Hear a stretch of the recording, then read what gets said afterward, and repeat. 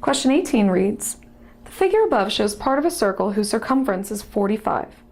If arcs of length 2 and length b continue to alternate around the entire circle so that there are 18 arcs of each length, what is the degree measure of each of the arcs of length b?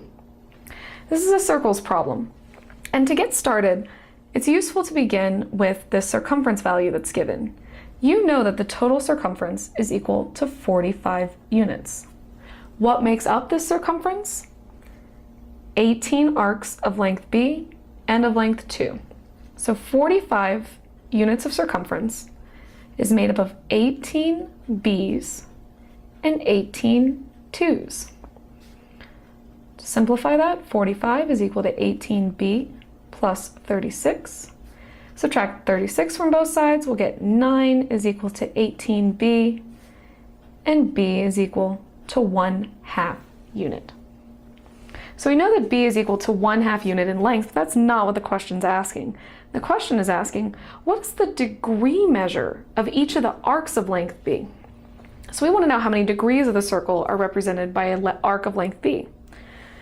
Whenever we're dealing with degrees in a circle, arc lengths, and sectors, we want to set up circle proportionalities, meaning we want to set proportions of part over whole equal to each other.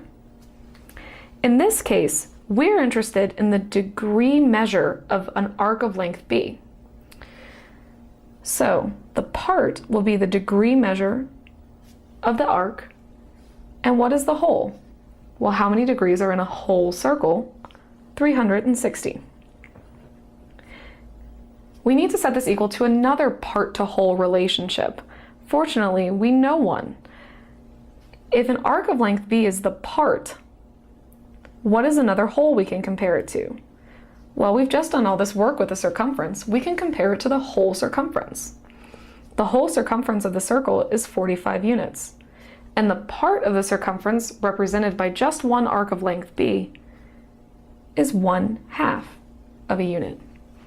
So now we have two fractions set equal to each other, and we can cross multiply them to solve for x.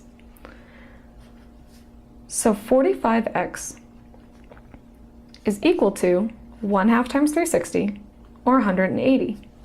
If we divide both sides by 45, we'll get that x is equal to 4 degrees.